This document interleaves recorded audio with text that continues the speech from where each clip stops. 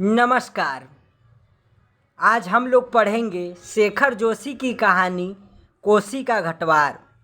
कोसी का घटवार शेखर जोशी की कालजयी कहानी है। इसका प्रकाशन वर्ष 1958 में हुआ। कोसी का घटवार शेखर जोशी की प्रसिद्ध कहानियों में से एक है। यह कहानी सामाजिक पिछड़ेपन की वजह से अधूरे रह गए प्रेम पर आधारित है। कहानी में पहाड़ी परिवेश का चित्रण कहानी को जीवंतता प्रदान करता है। यह फौज में जाने वाले ऐसे सिपाही के जीवन से जुड़ी है जो कभी विवाह नहीं करता। वह गांव की लक्ष्मीमा से प्यार करता है। जब लक्ष्मीमा की शादी दूसरे युवक से हो जाती है तो गुसाई सिंह टूट जाता है। अभी खप्पर में 1/4 से भी अधिक गेहूं शेष था। खप्पर में हाथ डालकर उसने व्यर्थ ही उल्टा पलटा और चक्की के पाटों के वृत्त में फैले हुए आटों को झाड़कर एक ढेर बना दिया। बाहर आते आते उसने फिर एक बार और खप्पर में झांक कर देखा, जैसे यह जानने के लिए कि कितनी देर में कितनी पिसाई हो चुकी है, परंतु अंदर की मिकदार में कोई विशेष अंतर नहीं आया था। खस खस की ध्वनि के साथ अत्यंत धीमी गति से ऊपर का पाट चल रहा था। घट का प्रवेश द्वार बहुत कम ऊंचा था। खूब नीचे तक झुककर वह बाहर निकला। सर के बालों और बाहों पर आटे की एक हल्की सफ़ेद परत बैठ गई थी। खंभे का सहारा लेकर वह बुदबुदाया, जा साला, बहुत से अब तक 10 पसेरी भी नहीं हुआ। सूरज कहाँ चला गया है। कैसी अनहोनी बात अनहोनी तो है ही। जेठ बीत रहा है, आकाश में कहीं बादलों का नाम निशान भी ही नहीं। अन्य वर्षों अब तक लोगों की धान रुपाई पूरी हो जाती थी, पर इस साल नदी नाले सब सूखे पड़े हैं। खेतों की सिंचाई तो दरकिनार बीच की क्यारियां सूखी जा रही है। छोटे नाले गुलों के किनारे के घट महीनों से बंद हैं। कोसी के किनारे हैं गुसाई का यह घट, पर उसकी भी चाल ऐसी है कि लट्टू घोड़े की चाल को मात देती है। चक्की के निचले खंड में छिच्चर छिच्चर की आवाज़ के साथ पानी को काटती हुई मथानी चल रही थी। कितनी धीमी आवाज़। अच्छे खाते पीते ग्वालों के घर में दही की मथानी इससे ज़्यादा शोर करती है। इसी मथानी का वह शोर होता था कि आदमी को अपनी बात नहीं सुनाई देती, और अब तो भले नदी पार कोई बोले तो बात कहाँ सुनाई दे जाए। छप छप छप पुरानी फौजी पैंट के घुटनों तक मोड़कर गुसाई पानी की गुल के अंदर चलने लगा। कहीं कोई सुराख निकास हो तो बंद कर दे, एक बूंद पानी भी बाहर न जाए। बूंद बूंद की कीमत है इन दिनों। प्रायः आधा फलांग चलकर वह बांध पर पहुंचा। नदी की पूरी चौड़ाई को घेरकर पानी का बहाव घट की गुल की ओर मोड़ दिया गया था। किनारे की मिट्टी घास लेकर उसने बांध में 1-2 स्थान पर निकास बंद किया और फिर गुल के किनारे किनारे चलकर घट पर आ गया। अंदर जाकर उसने फिर पाटों के वृत्त में फैले हुए आटे को बुहार कर ढेरी में मिला दिया। खप्पर में अभी थोड़ा बहुत गेहूं शेष था। वह उठकर बाहर आया। दूर रास्ते पर एक आदमी सर पर पिसान रखे उसकी ओर जा रहा था। गुसाई ने उसकी सुविधा का ख्याल कर वहीं से आवाज़ दे दी, हे हो, यहाँ लंबर देर में आएगा। 2 दिन का पिसान अभी जमा है, ऊपर उमेद सिंह के घट में देख लो। उस व्यक्ति ने मुड़ने से पहले एक बार और प्रयत्न किया। खूब ऊंचे स्वर में पुकार कर वह बोला, जरूरी है जी, पहले हमारा लंबर नहीं लगा दोगे? गुसाई होठों ही होठों में मुस्कुराया। साला कैसे चीखता है, कैसे घट की आवाज़ इतनी हो कि मैं सुन न सकूं। कुछ कम ऊंची आवाज़ में उसने हाथ हिलाकर उत्तर दे दिया, यहाँ जरूरी का भी बाप रखा है जी, तुम ऊपर चले जाओ। वह आदमी लौट गया। मिहल की छांव में बैठकर गुसाई ने लकड़ी के जलते कुंदे को खोदकर चीलम सुलगाई और गुड़ गुड़ करता धुआं उड़ाता रहा। खस्सर खस्सर चक्की का पाट चल रहा था। किट किट किट किट खप्पर में दाने गिराने वाली चिड़ियाँ पाट पर टकरा रही थी।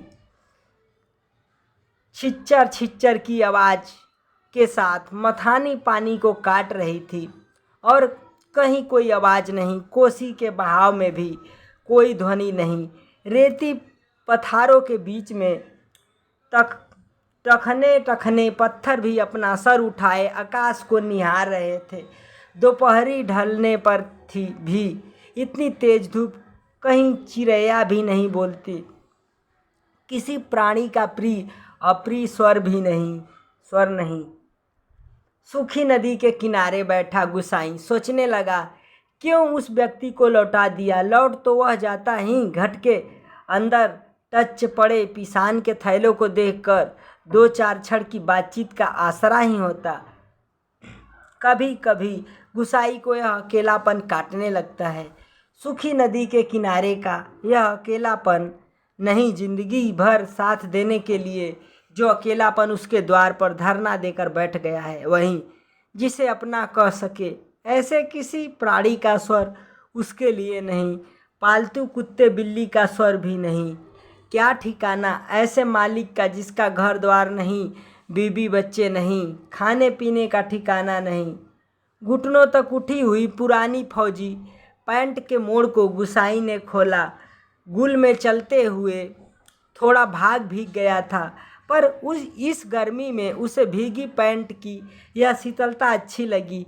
पैंट की सलवटों को ठीक करते गुसाई ने हुक्के की नली से मुंह हटाया। उसके होठों में बाएं कोने पर हल्की सी मुस्कान उभर आई। बीती बातों की याद गुसाई सोचने लगा। इसी पैंट की बदौलत यह अकेलापन उसे मिला है। नहीं, याद करने को मन नहीं करता। बहुत पुरानी बातें वह भूल गया है, पर हवलदार साहब की पैंट की बात उसे नहीं भूलती। ऐसी ही फौजी पैंट पहनकर हवलदार धर्म सिंह आया था। लॉटरी की धोली नोकदार क्रीज वाली पैंट, वैसी ही पैंट पहनने की महत्वाकांक्षा लेकर गुसाई फौज में गया था। पर फौज से लौटा तो पैंट के साथ साथ जिंदगी का अकेलापन भी उसके साथ आ गया। पैंट के साथ और भी कितनी स्मृतियाँ संबद्ध है। उस बार की छुट्टियों की बात। कौन महीना? हाँ, बैसाख ही था। सर पर क्रास खुखरी के क्रेस्ट वाली काली किस्तीनुमा टोपी को तिरछा रखकर फौजी वर्दी वह पहली बार एनुअल लीव पर घर आया तो चिड़वन की आग की तरह खबर इधर उधर फैल गई थी। बच्चे बूढ़े सभी उससे मिलने आए थे। चाचा का गोठ एकदम भर गया था। ठसाठस बिस्तर की नई एकदम साफ जगमग लाल नीली धारियों वाली दरी आंगन में बिछानी पड़ी थी। लोगों को बिठाने के लिए खूब याद है। आंगन का गोबर दरी में लग गया था। बच्चे बूढ़े सभी आए थे।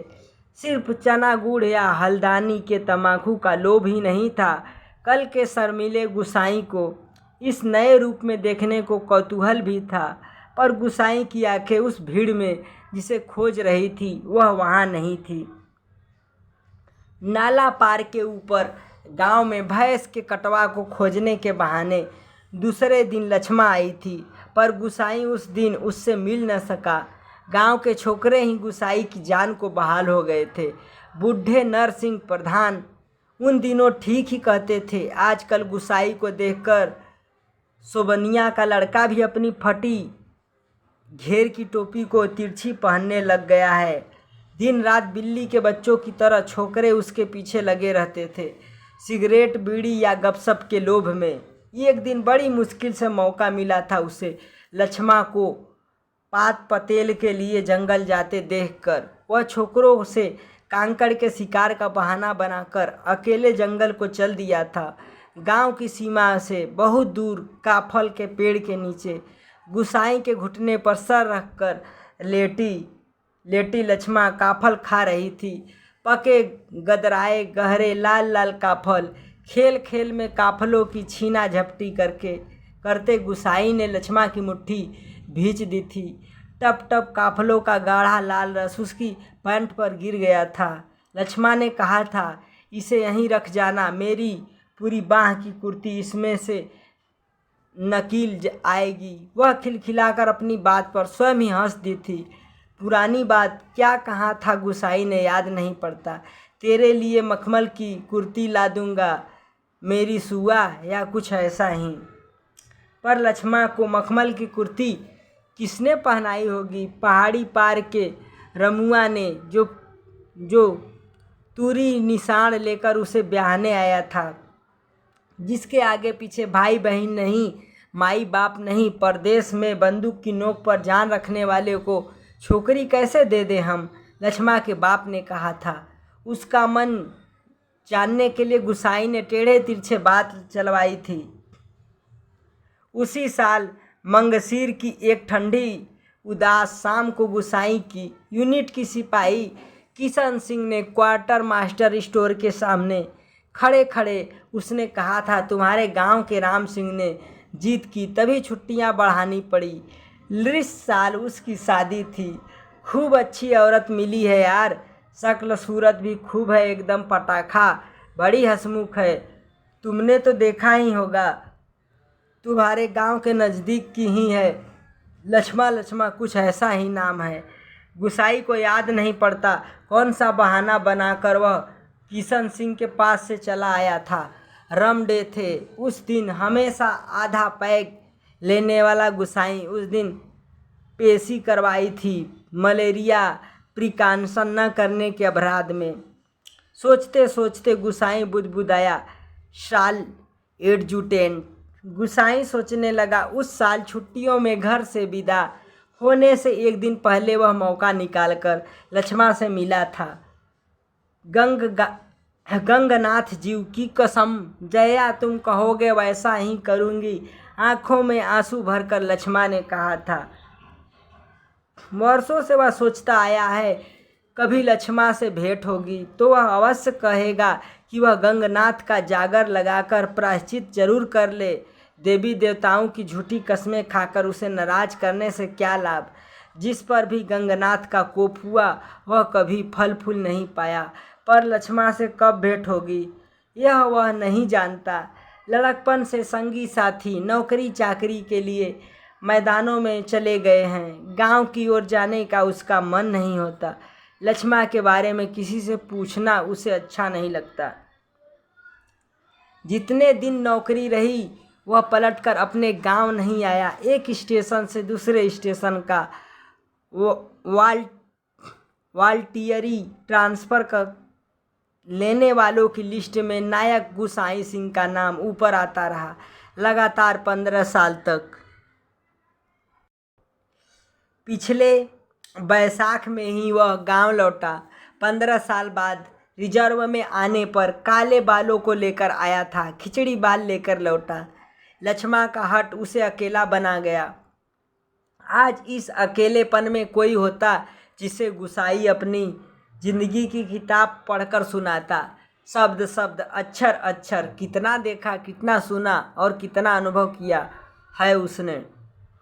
पर नदी किनारे यह तपती रेत, पंचक्की की खटर पटर और मीहल की छाया में ठंडी चीलम को निष्प्रयोजन गुड़गुड़ाता गुसाई, और चारों ओर अन्य कोई नहीं, एकदम निर्जन निस्तब्ध सुनसान। एकाएक गुसाई का ध्यान टूटा। सामने पहाड़ी के बीच की पगडंडी से सर पर बोझ लिए एक नारी आकृति उसी ओर चली आ रही थी। गुसाई ने सोचा वहीं से आवाज़ देकर उसे लौटा दे। कोसी ने चिकने काई लगे पत्थरों पर कठिनाई से चलकर उसे वहां तक आकर केवल निराश लौट जाने को क्यों वह बाध्य करे। दूर से चिल्लाकर पिसान स्वीकार करवाने की लोगों की आदत से वह तंग आ चुका था। इस कारण आवाज़ देने को उसका मन ही नहीं हुआ। वह आकृति अब तक पगडंडी छोड़कर नदी के मार्ग में आ पहुंची थी।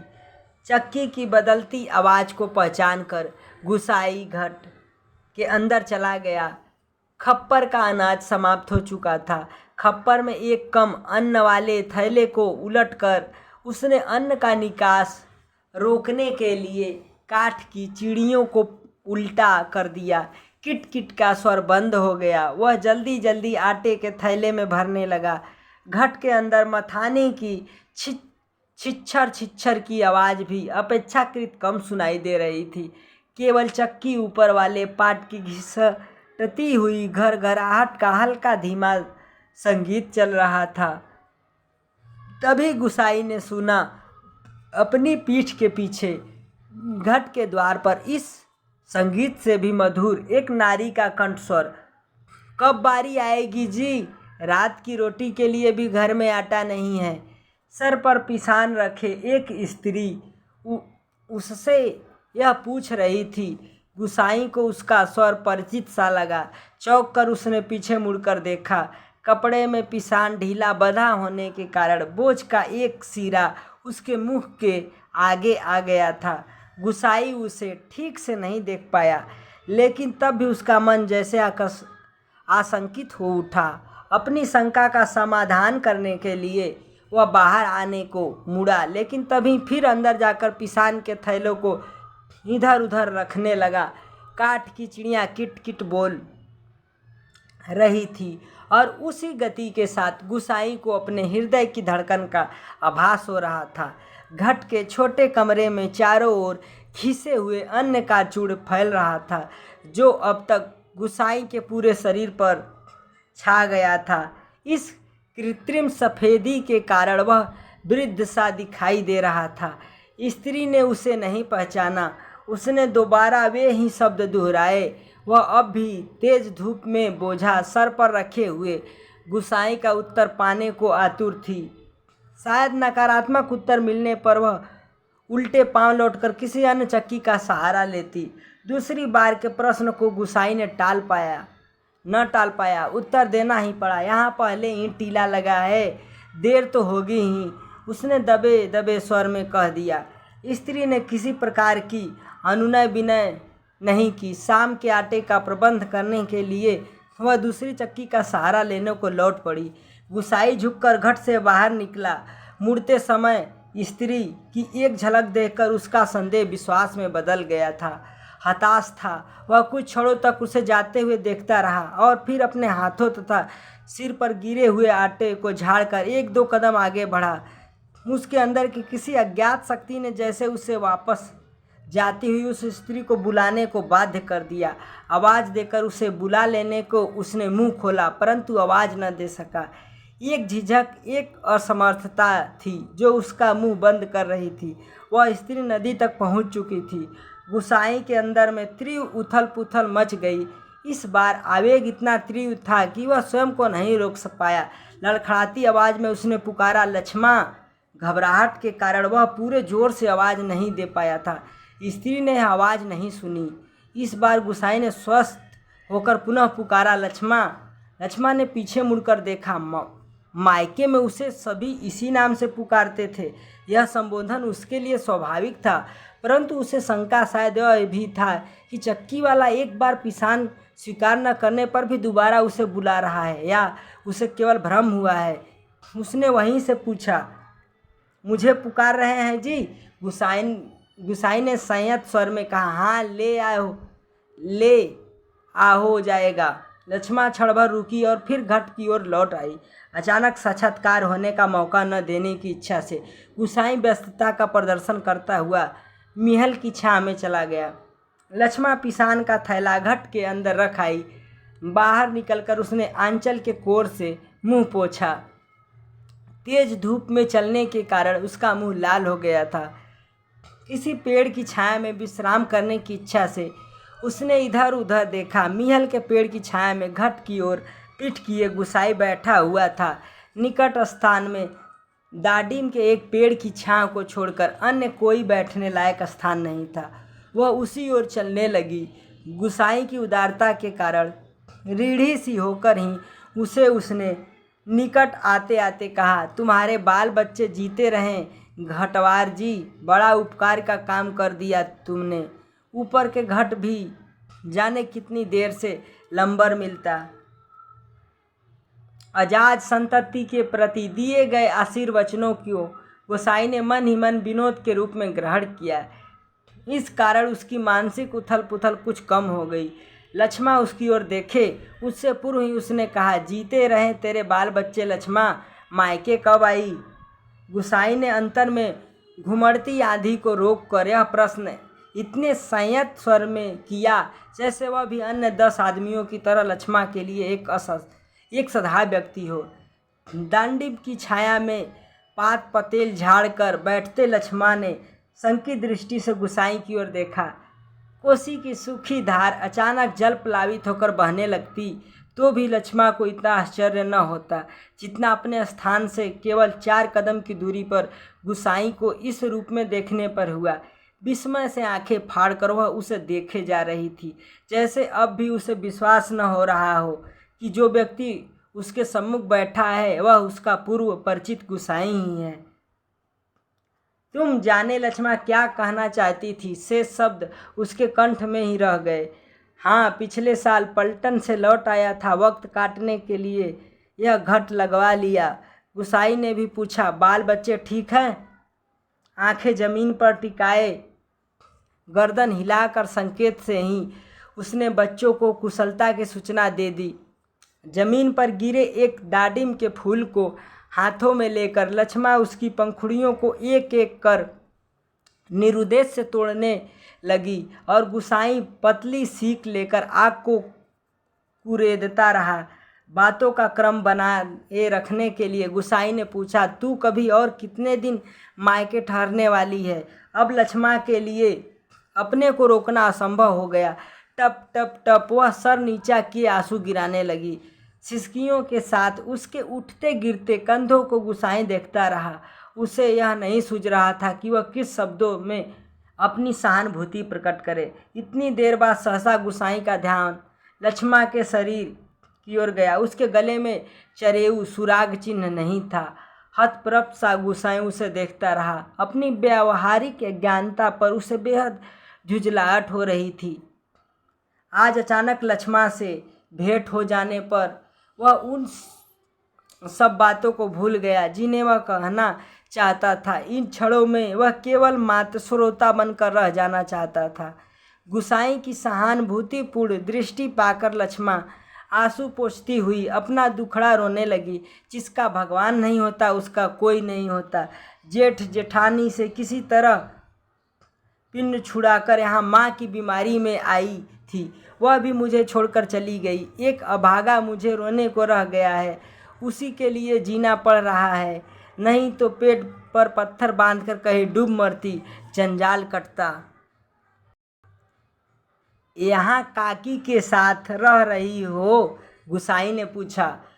मुश्किल पड़ने पर कोई किसी का नहीं होता जी। बाबा की जायदाद पर उसकी आंखें लगी हैं। सोचते हैं कहीं मैं हक न जमा लूँ। मैंने साफ साफ कह दिया, मुझे किसी का कुछ लेना देना नहीं। जंगलात का लीसा ढो ढो कर अपनी गुजर कर लूँगी, किसी की आँख का कांटा बनकर नहीं रहूँगी। गोसाई ने किसी प्रकार की मौखिक संवेदना नहीं प्रकट की, केवल सहानुभूतिपूर्ण दृष्टि से उसे देखना भर रहा। दाडिम के वृक्ष के पीठ टिकाकर लक्ष्मा घुटने मोड़कर बैठी थी। गोसाई सोचने लगा, 15-16 साल किसी की जिंदगी में अंतर लाने के लिए कम नहीं होते। समय का यह अंतराल लक्ष्मा के चेहरे पर भी एक छाप छोड़ गया था, पर उसे लगा उस छाप के नीचे वह आज भी 15 वर्ष पहले की लक्ष्मा को देख रहा है। कितनी तेज धूप है। इस साल लक्ष्मा का स्वर उसके कानों में पड़ा, प्रसंग बदलने के लिए ही, जैसे लक्ष्मा ने यह बात जानबूझकर कही हो। और अचानक उसका ध्यान उस ओर चला गया जहाँ लक्ष्मा बैठी थी। दाडिम की फैली फैली अधडंडी डालों ने छनकर धूप उसके शरीर पर पड़ रही थी। सूरज की एक पतली किरण न जाने कब से लक्ष्मा के माथे पर गिरी हुई एक लट को सुनहरी रंगीनी में डुबा रही थी। गोसाई एकटक उसे देखता रहा। दोपहर तो बीत चुकी होगी। लक्ष्मा ने प्रश्न किया तो गोसाई का ध्यान टूटा। हाँ, अब तो 2 बजने वाले होंगे। उसने कहा, उधर धूप लग रही हो तो इधर आ जा छाँव में। कहता हुआ गुसाई एक जम्हाई लेकर अपने स्थान से उठ गया। नहीं, यह ठीक है कहकर लक्ष्मण ने गुसाई की ओर देखा, लेकिन वह अपनी बात कहने के साथ ही दूसरी ओर देखने लगा था। घट में कुछ देर पहले डाला हुआ पिसान समाप्ति पर था। नंबर पर रखे हुए पिसान की जगह उसने जाकर जल्दी जल्दी लक्ष्मण का अनाज खप्पर में खाली कर दिया। धीरे धीरे चलकर गुसाई गुल के किनारे तक गया। अपनी अंजुली से भर भर कर उसने पानी पिया और फिर पास ही के एक बंजर घट के अंदर लाकर पीतल और अल्मुनियम के कुछ बर्तन लेकर आग के निकट लौट आया। आसपास पड़ी हुई सूखी लकड़ियों को बटोरकर उसने आग सुलगाई और एक काली पुती बटलोई में पानी रखकर जाते जाते लक्ष्मण की ओर मुँह कर कह कर गया, चाय का टाइम भी हो रहा है, पानी उबल जाए तो पत्ती डाल देना, पुड़िया में पड़ी है। लक्ष्मण ने उत्तर नहीं दिया। वह उसे नदी की ओर जाने वाली पगडंडी पर जाता हुआ देखती रही। सड़क किनारे की दुकान से दूध लेकर लौटते लौटते गुसाई को काफ़ी समय लग गया था। वापस आने पर उसने देखा कि 6-7 वर्ष का बच्चा लक्ष्मण की देह से सटकर बैठा हुआ है। बच्चे का परिचय देने की इच्छा से जैसे लक्ष्मण ने कहा, इस छोकरे को घड़ी भर के लिए भी चैन नहीं मिलता, जाने कैसे पूछता खोजता मेरी जान खाने को यहाँ भी पहुँच गया है। गुसाई ने लक्ष्य किया कि बच्चा बार बार उसकी दृष्टि बचाकर माँ से किसी चीज़ के लिए जिद कर रहा है। एक बार झुंझला कर लक्ष्मण ने उसे झिड़क दिया, चुप रह, अभी लौटकर घर जाएंगे, इतनी सी देर में क्यों मरा जा रहा है। चाय के पानी में दूध डालकर गुसाई फिर उसी बंजर घट में गया। एक थाली में आटा लेकर वह गुल के किनारे बैठा बैठा उसे गूँथने लगा। मिहल के पेड़ की ओर आते समय उसने साथ में 2-1 बर्तन और ले लिए। लक्ष्मण ने बटलोई में दूध चीनी डालकर चाय तैयार कर दी थी। 1 गिलास, 1 एनेमल का मग और 1 अल्मुनियम के मैस्टीन में गुसाई ने चाय डालकर आपस में बांट ली और पत्थरों से बने बेंडंगे चूल्हे के पास बैठकर रोटियां बनाने का उपक्रम करने लगा। हाथ का चाय का गिलास जमीन पर टिकाकर लक्ष्मण उठी। आटे की थाली अपनी ओर खिसकाकर उसने स्वयं रोटी पका देने की इच्छा ऐसे स्वर में प्रकट की कि गुसाई ना कह सका। वह खड़ा खड़ा उसे रोटी पकाते हुए देखता रहा। गोल गोल डिबिया सरीखी रोटियां चूल्हे में खिलने लगी। वर्षों बाद गुसाई ने ऐसी रोटियां देखी थी जो अनिश्चित आकार की फौजी लंगर में चपातियां या स्वयं उसके हाथ से बनी बेडौल रोटियों से एकदम भिन्न थी। आटे की लोई बनाते समय लक्ष्मण के छोटे छोटे हाथ बड़ी तेजी से घूम रहे थे। कलाई में पहने हुए चांदी के कड़े जब कभी आपस में टकरा जाते तो खन खन का एक अत्यंत मधुर स्वर निकलता। चक्की के पाट पर टकराने वाली काठ की चिड़ियों का स्वर कितना नीरस हो सकता है, यह गुसाई ने आज पहली बार अनुभव किया। किसी काम से वह बंजर घट की ओर गया और बड़ी देर तक खाली बर्तन डिब्बों को उठाता रखता रहा।